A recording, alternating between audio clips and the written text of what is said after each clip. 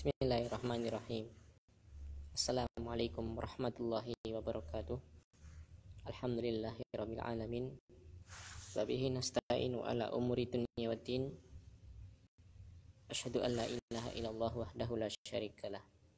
Wa asyhadu anna Muhammadan abduhu wa rasuluh.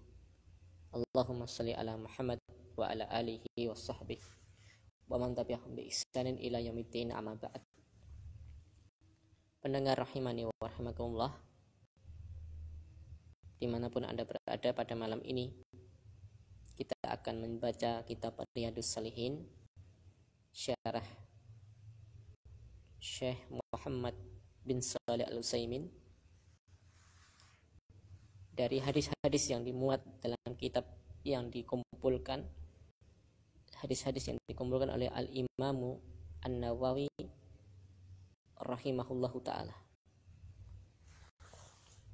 Semoga dari yang kita baca dari hadis-hadis Nabi Muhammad SAW ini bisa menjadi sebagai ibadah, dinilai pahala, dan yang lebih penting lagi, semoga kita bisa mengamalkannya sebagai petunjuk. Karena memang Nabi kita Muhammad SAW diutus sebagai penunjuk jalan, ya, yang bisa menghantarkan di surganya Allah Subhanahu wa taala dengan izin Allah Subhanahu wa taala. Hadis yang kedua dari bab As-Sabru, wa an Abi Sa'idin Sa'd bin Malik bin Sinan Al-Khudri radhiyallahu anhuma anna nasan minal ansari sa'alu Rasulullah SAW fa'atahum summa sa'aluhu fa'atahum hatta nafida ma'indahu faqala lahum hina anfaqa kulla syai'in biyadihi. Dari sahabat Abu Sa'id Sa'ad bin Malik bin Sinan Al-Khudri radhiyallahu anhuma, beliau menceritakan bahwasanya sekelompok manusia dari kalangan Ansar, ya, yakni orang-orang yang di Madinah, ya, mereka meminta Rasulullah SAW,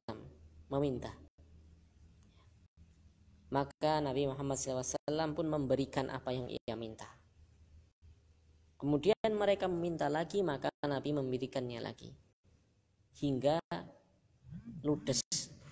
Nafidah kita terjemahkan ludes, hingga ludes apa yang ada di sisi Nabi Muhammad SAW. Maka Nabi pun mengucapkan satu ucapan ketika beliau memberikan apa yang ada di tangan beliau, ya, semuanya, ya. Nabi bersabda, ma yakun indi min khairin falan addakhirahu ankum. Tidaklah apa yang saya miliki, ya, dari kebaikan, ya, maka saya tidak menyembunyikannya dari kalian. Artinya apa? Setiap kebaikan, apa yang diminta, bahkan yang tidak diminta, Nabi tidak pernah menyembunyikan, tidak pernah menyembunyikan dari orang lain. Tidak takut untuk diminta, tidak ada rasa bakhil sedikit pun sama sekali. Bahkan kalau diminta pasti Nabi kasih. Itu maknanya. Lalu yang kedua, waman yasta'fif yu'iffahullahu, dan barang siapa yang berusaha menjaga kehormatan, ya, menjaga ifah kita terjemahkan menjaga kehormatan, maka Allah akan menjaga kehormatannya. Waman yastaghni yughnihillahu, barang siapa yang merasa cukup, yakni merasa cukup, mencukupkan diri dari pemberian Allah dan menahan diri dari meminta-minta kepada manusia, maknanya seperti itu. Yughnihillah, maka Allah akan mencukupkan. Allah akan mencukupkan. Allah akan menjadikan dia seorang yang kaya. hatinya merasa kaya. Wa man yatasabbar yusabbirhullah. Barang siapa yang berusaha melatih dirinya untuk bersabar, maka Allah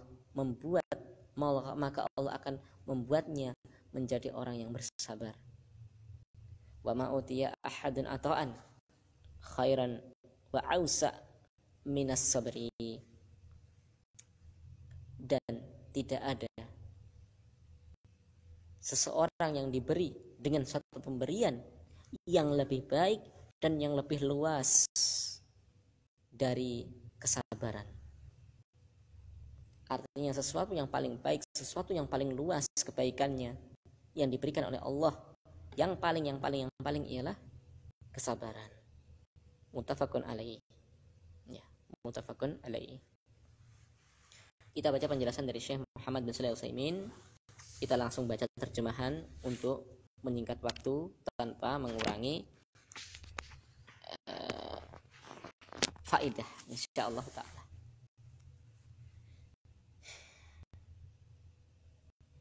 Dari hadis ini kata beliau rahimahullah menunjukkan tentang akhlak yang mulia dari baginda Rasulullah SAW. Salah satunya ialah tatkala beliau itu diminta, maka pasti beliau akan memberikannya. Tidak pernah dikutip Nabi itu menahan atau menolak dari orang yang meminta. Bahkan pasti beliau selalu memberi. Dan termasuk yang lebih hebat lagi, la yakhsha al-faqra. Nabi tidak pernah merasa takut akan ditimpa kefakiran karena banyak memberi. Berbeda dengan kita. Dan beliau hidup di rumahnya sebagaimana layaknya orang yang hidup itu fakir. Secara zahirnya kalau kita lihat beliau itu orang yang terlihat fakir ya, secara zahirnya ya. Bahkan terkadang Nabi itu terkadang mengikat perutnya dengan batu ya, karena lapar. Karena menahan lapar, beliau mengganjal perutnya dengan batu yang diikatkan di perut. Tidak jarang seperti itu ya.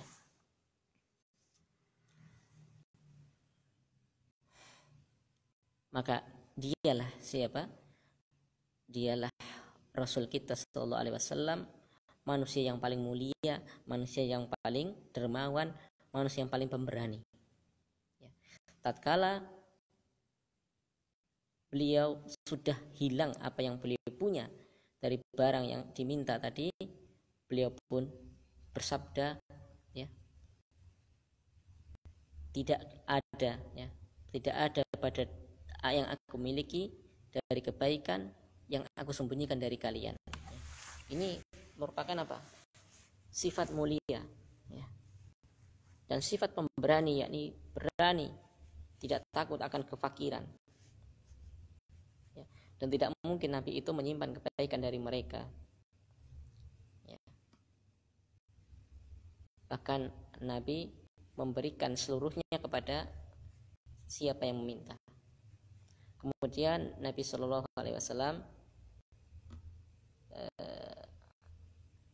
memerintahkan, menghasung agar seseorang itu menjaga ifah, menjaga kehormatan, lalu merasa cukup, menjadi orang yang merasa cukup dengan pemberian Allah. Dan yang ketiga, menjadi orang yang bersabar. Ya, ada 3 perkara yang akan dibahas.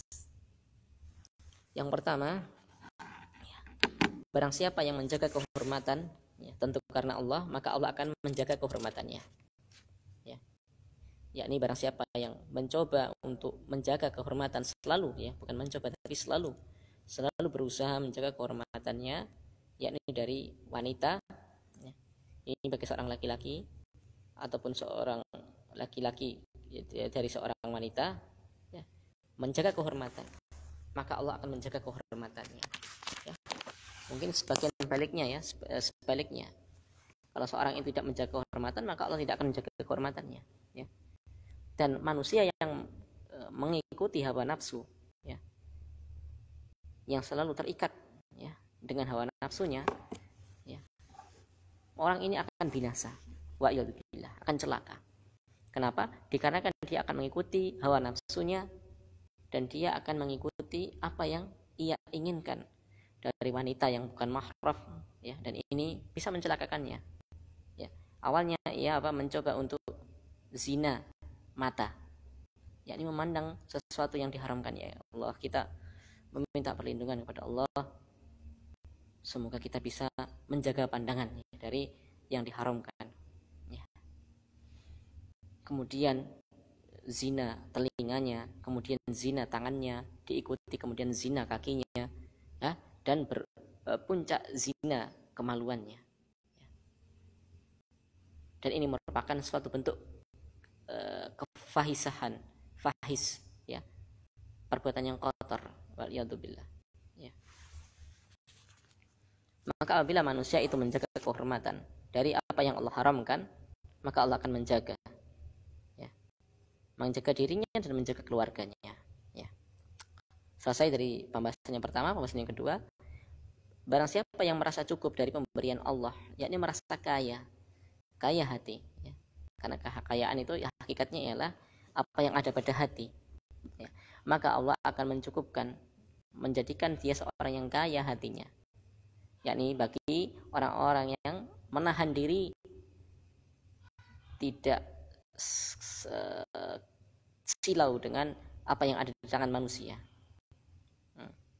menahan diri dari meminta-minta, walaupun sebenarnya ia butuh, ya.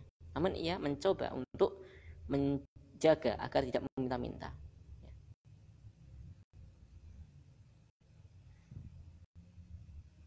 Namun barang siapa yang suka meminta-minta, silau dengan milik orang lain, maka Allah akan menjadikan dia seorang yang fakir.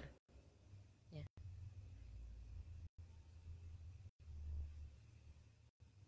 Namun barang siapa yang mencoba untuk mencukupkan apa yang Allah beri, ia tidak meminta-minta, ya.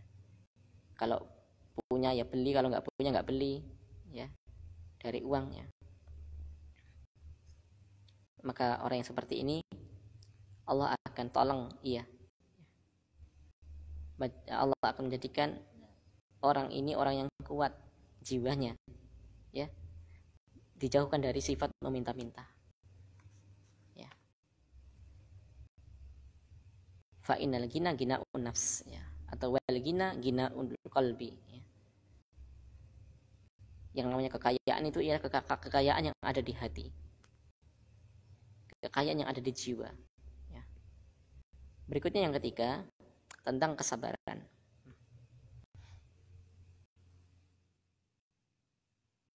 Barang siapa, kata Nabi, barang siapa yang berusaha menjadi orang yang sabar, maka Allah akan menjadikannya orang yang sabar. Maka jikalau Anda mencoba menahan diri Anda dari apa yang Allah haramkan, ya, dan bersabar ala ma indaka minal hajat wal faqri, atau mencoba untuk bersabar tidak meminta-minta, ya, dari kebutuhan-kebutuhan, ya.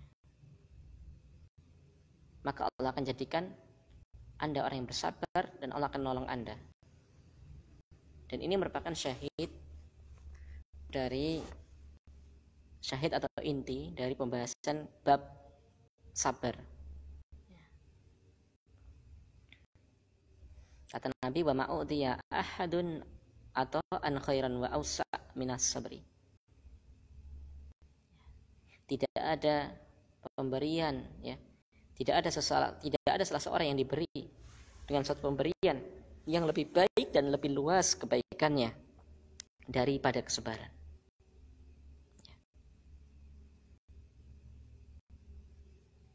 Tidak ada, ya, dari apa yang Allah beri atas seseorang dengan pemberian dari rizki atau yang selainnya yang lebih baik, lebih luas kebaikannya dari sabar.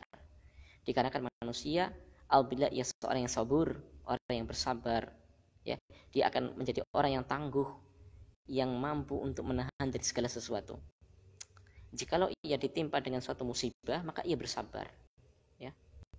Dan apabila setan itu mencoba mengganggu untuk mengajak kepada perbuatan yang haram, maka ia bersabar, menahan diri, ya. Dan jika setan itu mencoba untuk menghalang-halangi, ya, dari kewajiban-kewajiban yang Allah perintahkan, ya, maka ia bersabar dan tetap diamalkan. Misal dia sholat subuh, ya, asalnya sholat subuh itu berat karena masih dingin, apalagi sekarang, ya, di daerah kita, ya, di Solo itu subuh jam 4 kurang, ya. Subuh jam 4 kurang seperempat atau kurang 10 menit, ya, ini berat ini, ya. Banyak orang yang tidak lulus ini. Namun karena dia sabar, ya, walaupun setan juga menghembuskan dengan bisikan-bisikan, enak tidur, nggak usah bangun, masih dingin, dia bersabar menahan dari keinginan untuk tidur dan ia bangun. Fa idza kana insanu qad manallahu alaihi bisabri fa hadza khairun, ya. Maka barang siapa maka apabila seseorang itu telah Allah berikan sesuatu dengan kesabaran, maka ini merupakan sesuatu yang paling baik dari apa yang Allah beri kepada manusia tadi, dan yang paling luas kebaikannya dari pemberian-pemberian Allah, ya. Jika Anda dapati seorang itu yang memiliki sifat yang sabar, ya, dari gangguan manusia, ya, atau apabila ia mendengar dari apa yang ia tidak suka, ya, atau dari gangguan manusia yang lain, ya, artinya dari perbuatan ulah tangan jahil manusia yang lain, atau dari pembicaraan-pembicaraan yang tidak mengenakan, ya, atau gangguan-gangguan secara umum, maka dia akan tetap tenang, sabar, menahan diri dari emosi. Ya, ini bagus sekali perkataan Syekh Ibnu Saimin ini. Kalau dia mendapatkan gangguan yang sifatnya tangan ataupun lesan, ya, kalau tangan jarang ya kita temui, ini lesan yang sering itu, ya, maka dia tetap tenang, sabar. Karena apa? Allah akan menjadikan orang yang sabar, ya. Jadi apa? Man yatasabbar yusbirhullahu. Barang siapa yang mencoba menjadi seorang yang sabar, maka Allah akan menjadikannya orang yang sabar. Dia tenang tatkala diganggu. Dia tidak marah, ya. Dia tidak emosi, ya. Karena ia seorang yang sabar, ya, dari apa yang Allah timpakan kepada dirinya dari ujian, ya. Dan oleh karena itu kita dapati orang yang seperti itu hatinya senantiasa tenang, jiwanya senantiasa nyaman. Kenapa? Tidaklah musibah dari Allah yang timpakan kepada orang tersebut di dalamnya terkandung ampunan, ya.